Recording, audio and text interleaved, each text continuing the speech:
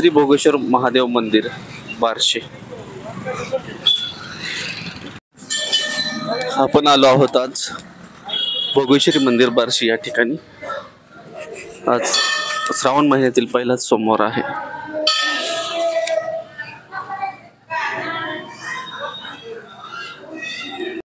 बार्शी मध्ये जे 12 ज्योतिर्लिंगापैकी एक स्वयंभू भोगेश्वर मंदिर जे आहे ते आपलं भगवंत महात्म्यामध्ये सुद्धा दिलेलं आहे।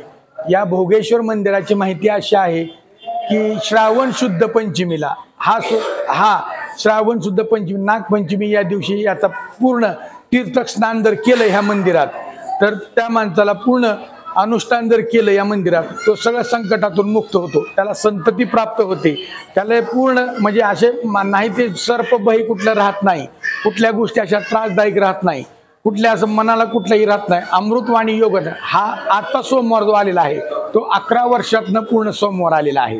हा 11 वर्षातनं पूर्ण सोमवार आलेला आहे। हा स्वयंभू महादेव जमिनीतनं प्रगट झालेला आहे।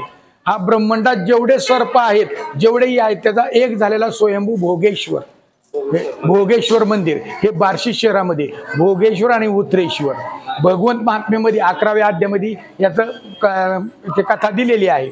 तरी सुद्धा आम्ही तर ती सगळं आम्ही माहिती पूर्ण दिलेली आहे सगळी। या पद्धतीने श्रावण शुद्ध पंचमीला नागपंचमीला या दिवशी जर या मंदिराचे तीर्थावर येऊन जर काही स्नान केलं, काही पूजा केली, काही अनुष्ठान केलं तर याचं पूर्ण त्याचा संपत्ती जी काय असेल ती पूर्ण त्याला परत मिळते। त्याला संतती नसेल तर संतती मिळते, मानसिक त्रासातून तो मुक्त होऊन जातो, त्याला पूर्ण असं दारिद्र्याचं त्याचं मुक्त होतं।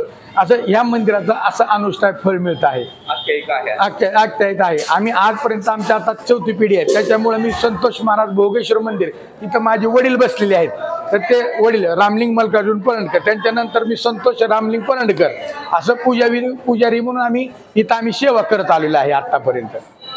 त्याच्यामुळे काही अडचण नाही, व्यवस्थित मंदिराच्या पावित्र्य बी चांगलं राहतं आणि आम्ही पण भरपूर सगळे सहकारी मित्रमंडळी सुद्धा भरपूर सहकार्य करतात आणि कधी डेकोरेशन म्हणलं की सोमनाथ गेवारे सुद्धा मदत करतात।